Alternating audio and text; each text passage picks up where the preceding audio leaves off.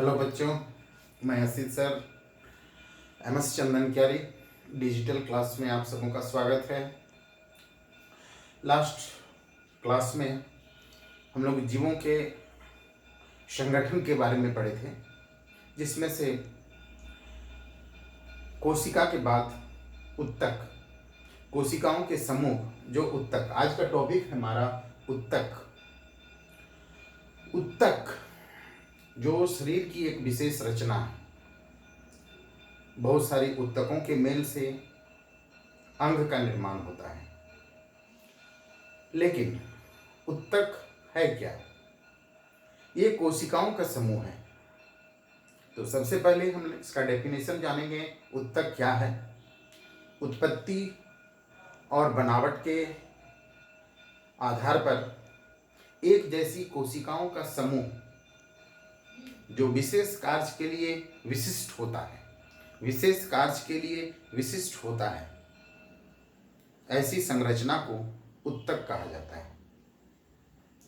एक बार फिर ध्यान देंगे कि उत्पत्ति एवं बनावट के आधार पर एक जैसी कोशिकाओं की समूह जो विशेष कार्य के लिए विशिष्ट होता है। विशेष कार्य के लिए हमारे शरीर में जो भी कार्य हैं, जो जैविक क्रियाएं कहलाती है, इन जैविक क्रियाओं को करने के लिए वो सक्षम है। शरीर के किसी अलग अलग भाग के यदि कोशिकाओं का समूह बनाते हैं तो वो उत्तक नहीं कहलाता है। जो विशेष कार्य के लिए स्पेशलिस्ट होता है, विशिष्ट होता है, ऐसे कोशिकाओं का जो समूह है उसे उत्तक कहा जाता है। बहुत ही इंपॉर्टेंट हम लोग का मेन व्यू है कि आगे हम लोग कंपटीशन में किस तरह से करेंगे, आगे के क्लास में किस तरह से करेंगे। जब तक नहीं पूरी तरह से किसी विषय वस्तु को हम पूरी तरह से नहीं समझते हैं तो उस पर आगे बहुत अच्छा कर पाना मुश्किल होता है। एकदम जॉली मूड में हम लोग पढ़ेंगे, बहुत ज़्यादा नॉन लोड लेते हुए, बहुत ही आसान लगेगा यदि मेरी बातों पर गौर करेंगे। तो यहाँ पर जीवों का शरीर कोशिका से बना है। कोशिकाओं का समूह उत्तक होता है, उत्तकों का समूह अंग होता है, अंगों का समूह अंगतंत्र बनता है और अंगतंत्र से एक शरीर बनता है बहुकोशीय जीवों का। ये जीवों के संगठन में लास्ट क्लास में हम लोग पढ़ चुके हैं। यहाँ पर विशेष करके हम लोग उत्तक के बारे में जानेंगे। तो शरीर उत्तकों से बना है, यानी विशेष प्रकार के उत्तक जो विशेष तरह के कार्य करते हैं। यहाँ पर हम लोग जानेंगे कि जो भी, चाहे वो जंतु हो या तो पौधा हो, सभी उत्तक से बने हुए हैं। तो जंतुओं का शरीर में जो उत्तक है उसे जंतु उत्तक कहेंगे, एनिमल टिश्यू। और पौधे के शरीर में जो उत्तक हैं उसे प्लांट टिश्यू कहेंगे। तो आज हम लोग पढ़ेंगे प्लांट टिश्यू यानी पादप उत्तक। पादप उत्तक पौधे के किस भाग में कौन कौन से उत्तक हैं, किस तरह के उत्तक हैं, उसका स्ट्रक्चर क्या है और उसका क्या कार्य है, उसका क्या फंक्शन है, ये सारी जानकारी हम लोग आज इसमें, इस टॉपिक में, इस क्लास में हम लोग जानेंगे। तो सबसे पहले मैं प्लांट उत्तक, पौधे का उत्तक, साधारण सी बात, पौधे में पाई जाने वाली उत्तक जो है उसे प्लांट उत्तक यानी पादप उत्तक कहा जाता है, पौधे का उत्तक कहा जाता है। अब पौधे के उत्तक के कितने प्रकार होते हैं, पहले इसकी हम लोग जानकारी लेंगे कि पादप उत्तक को कितने भाग में बांटा गया है। और पादप उत्तक को एकदम सिंपल वे में हम लोग जानेंगे। यदि बहुत अच्छी तरह से मेरी बात को समझ रहे हैं, बहुत अच्छी तरह से ध्यान दे करके आप इसको गौर कर रहे हैं तो बहुत ही आसान होगा कि पादप उत्तक को हम लोग दो भाग में बांटेंगे। सबसे पहले पादप उत्तक को हम दो भाग में बांटेंगे, विभाज्योत्तक फर्स्ट, दूसरा स्थायी उत्तक। पहला हो गया विभाज्योत्तक मेरिस्टेमेटिक टिश्यू और दूसरा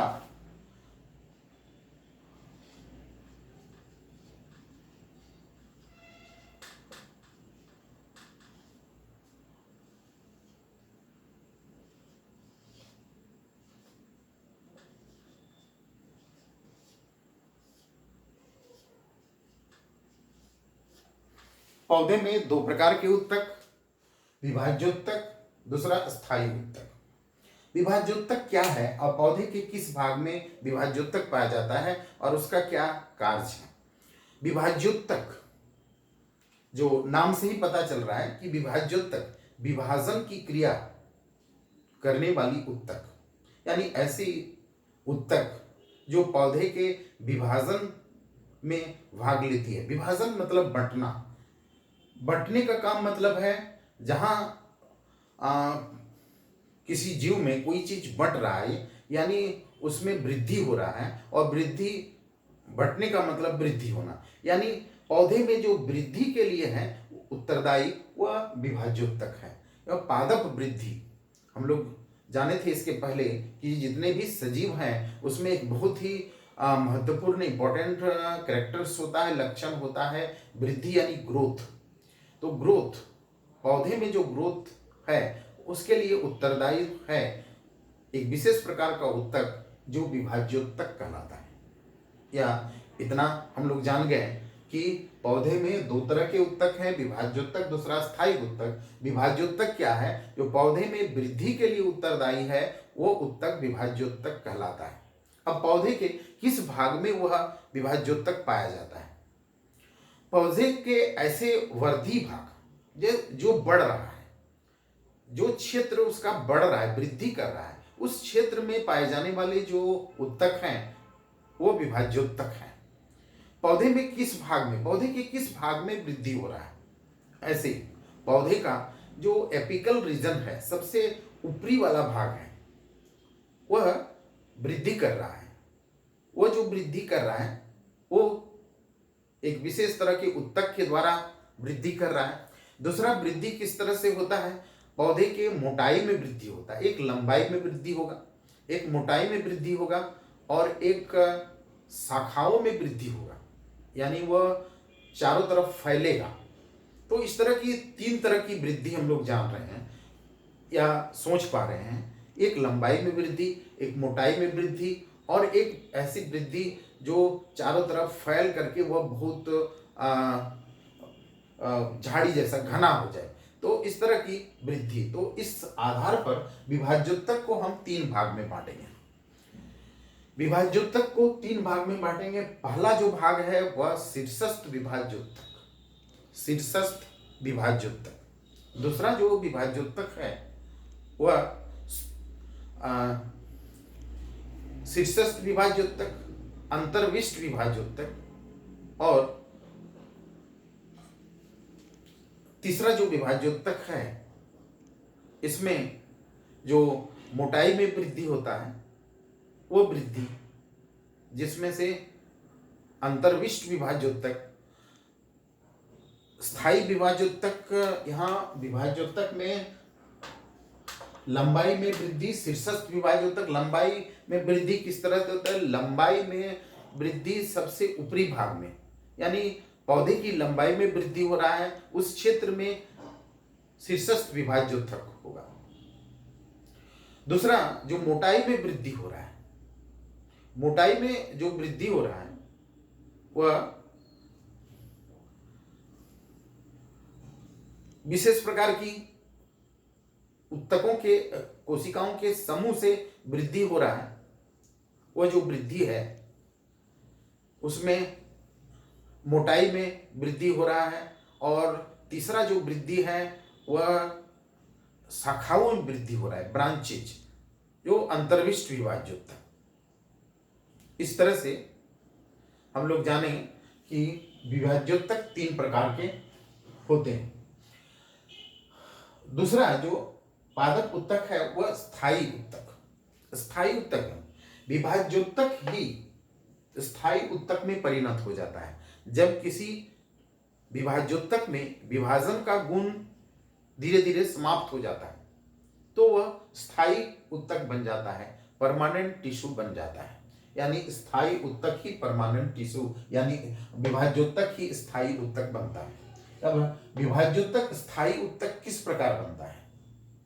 विभाजन की प्रक्रिया खत्म हो जाता है तो कैसे खत्म होता है? जैसे उसका शीर्षस्थ भाग है वह और बढ़ करके ऊपरी क्षेत्र में चला गया और आगे चला गया तो वह जो भाग है वो तना का भाग कहलाता है, और उस तना के भाग में विभाजन की क्रिया धीरे धीरे धीमी होकर के बहुत कम हो जाता है, तो वह स्थायी उत्तक बन जाता है। शीर्षस्थ विभाज्य उत्तक में पौधे के शीर्ष भाग में पाया जाता है और जड़ के अग्र भाग में पाया जाता है। यहाँ हम लोग जाने कि जो शीर्षस्थ विभाज्य उत्तक है वह शीर्ष पौधे के शीर्ष भाग में, सबसे ऊपरी भाग में, और जड़ के अग्र भाग में पाया जाता है। यहाँ पर स्थायी उत्तक जो है वह विभाज्योत्तक से स्थायी उत्तक में परिणत होता है। स्थायी उत्तक, अब हम इसको बांटेंगे। स्थायी उत्तक दो प्रकार के होते हैं। स्थायी उत्तक दो प्रकार के होते हैं, एक सरल स्थायी उत्तक और दूसरा जटिल स्थायी उत्तक। सिंपल परमानेंट टिश्यू और दूसरा कॉम्प्लेक्स परमानेंट टिश्यू। तो सरल स्थायी उत्तक क्या है? सरल स्थायी उत्तक पौधे के विभिन्न भागों में पाया जाता है, जो पौधे के विभिन्न अंगों का निर्माण करता है। ये जो सरल स्थायी उत्तक है उसको पुनः हम तीन भाग में बांटेंगे। सरल स्थायी उत्तक, इसको हम बांटेंगे। स्थायी उत्तक को हम तीन भाग में बांटेंगे, दो भाग में। सरल स्थायी उत्तक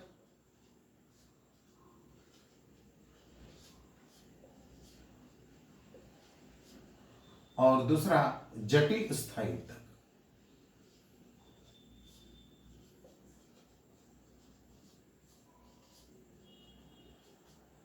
सरल स्थायी उत्तक, इसको तीन भाग में बांटेंगे।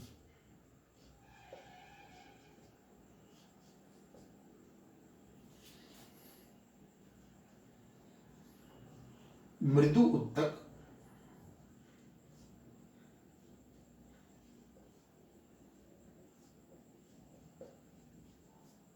स्थूल कोण उत्तक,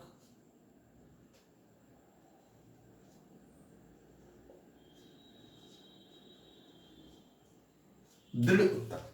सरल स्थायी उत्तक को तीन भाग में बांटे। मृदु उत्तक जिसे पेरेन्काइमा कहा जाता है, स्थूल कोण उत्तक जिसे कोलेनकाइमा कहा जाता है, और दृढ़ उत्तक जिसको पेरेन्काइमा, कोलेनकाइमा, स्क्लेरेन्काइमा, स्क्लेरेन्काइमा, ये हम लोग समझ जाएंगे इसके हिंदी भाषा से ही। मृदु उत्तक मृदु होता है, यानी सॉफ्ट, यानी कोमल होता है। स्थूल कोण उत्तक जो मोटा होता है और उसमें बहुत ज्यादा उत्तकों के समूह के जमा होने से, कोशिकाओं के समूह के जमा होने से वह मोटा और स्थूल बन जाता है। तीसरा है दृढ़ उत्तक जो बहुत ही मजबूत और कठोर होता है। तो यहाँ पर हम लोग सरल स्थायी उत्तक को दो भाग में बांटे। सरल स्थायी उत्तक जो इसके तीन भाग है, मृदु उत्तक, स्थूल कोण उत्तक और दृढ़ उत्तक, पेरेन्काइमा, कोलेनकाइमा, स्क्लेरेन्काइमा। जटिल उत्तक को हम लोग दो भाग में बांटेंगे। पहला है जाइलम और दूसरा फ्लोएम। जाइलम और फ्लोएम, जाइलम और फ्लोएम ये दोनों मिलकर के पौधे का संवहन उत्तक बनता है। संवहन उत्तक, संवहन की क्रिया, पौधों में ट्रांसपोर्टेशन की क्रिया जो होता है, जो विभिन्न तरह के पदार्थ जो लिक्विड फॉर्म में है, यानी तरल रूप में है, वो तरल रूप में वह पदार्थ पौधे के एक भाग से दूसरे भाग में आने जाने की जो क्रियाएं होती है वो एक विशेष प्रकार के उत्तकों के द्वारा होता है, जिसको संवहन उत्तक कहा जाता है। ये संवहन उत्तक को ही जटिल उत्तक कहा जाता है। ये दो प्रकार के होते हैं, जाइलम और फ्लोएम।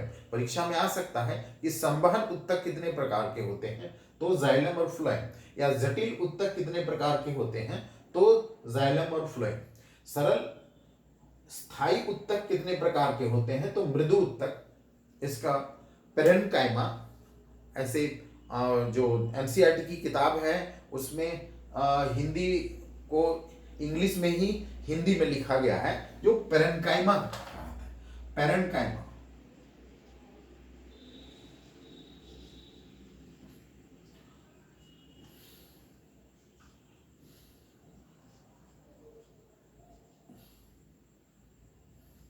कोलेनकाइमा,